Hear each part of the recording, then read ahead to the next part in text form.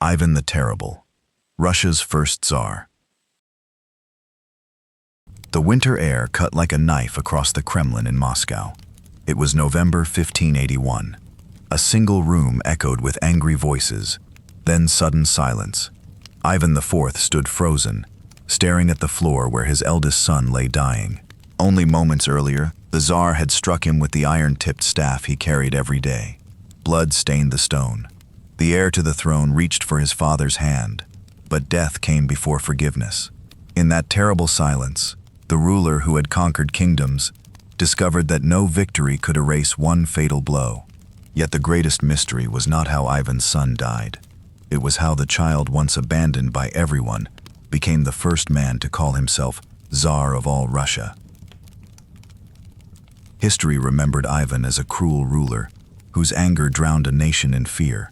His name became almost a synonym for terror, yet that picture remained incomplete. Behind the violence stood a gifted reformer, a brilliant strategist, and a frightened child whose deepest wounds never truly healed.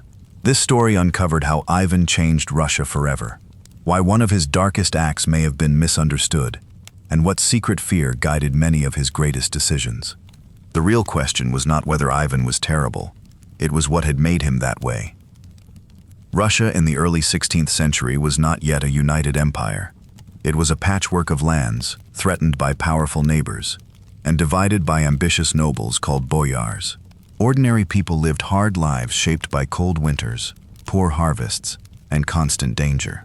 Loyalty often meant survival. A ruler who appeared weak rarely ruled for long. Few realized that Moscow itself remained smaller than many great European cities, yet it dreamed of becoming the center of a new civilization.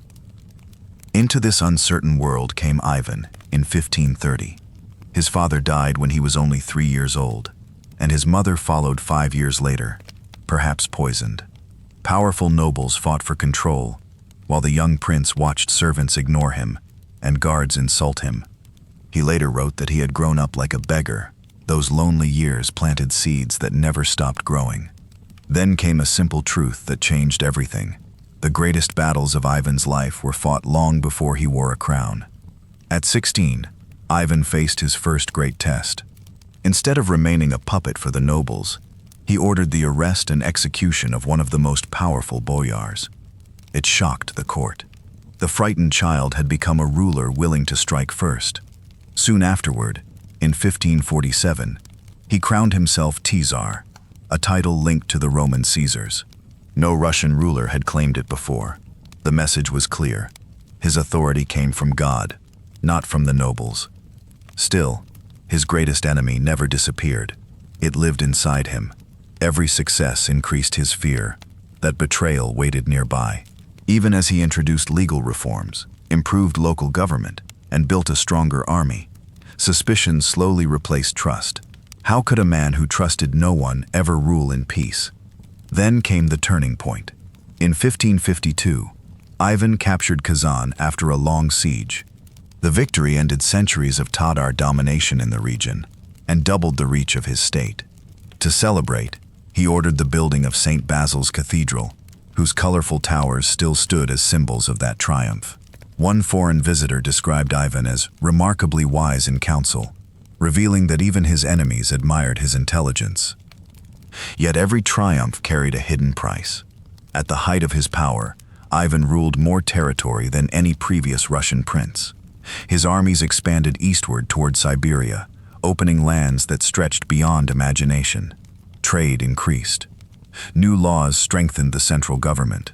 Russia had begun to transform from a collection of competing lands into a powerful state. Then grief returned. His beloved wife, Anastasia, died suddenly in 1560. Ivan became convinced that the nobles had poisoned her. Whether true or not, the loss shattered his remaining balance. He created the Oprichnina, a separate territory ruled by his personal guard dressed in black. They rode with a dog's head and a broom attached to their saddles, symbols that they would sniff out treason and sweep it away. Thousands suffered under their campaigns. The massacre at Novgorod became one of the darkest chapters of his reign. But recent research suggested that some old reports greatly exaggerated the number of victims. reminding historians that fear often enlarged legends. The road toward tragedy had already begun. In his final years, Ivan appeared haunted by regret. He prayed often, wrote letters filled with guilt, and spent long hours in silence. The death of his son left him without the capable heir he desperately needed. In 1584, while playing a game of chess, the first Tsar of Russia collapsed and died.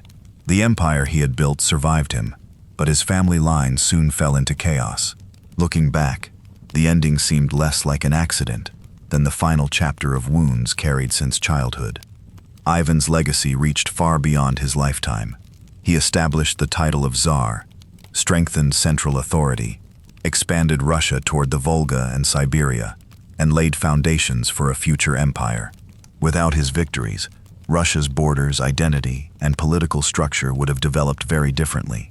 History judged him fairly for the suffering he caused, yet it often forgot the frightened orphan who had first learned that power was the only shield against fear. His story revealed that greatness and destruction sometimes grew from the same roots. Perhaps Ivan the Terrible was not simply born a monster. Perhaps he became one because the crown never healed the child beneath it. The question remained open. Should history remember Ivan IV mainly as the founder of a great Russian state, or as the ruler whose fear caused unbearable suffering?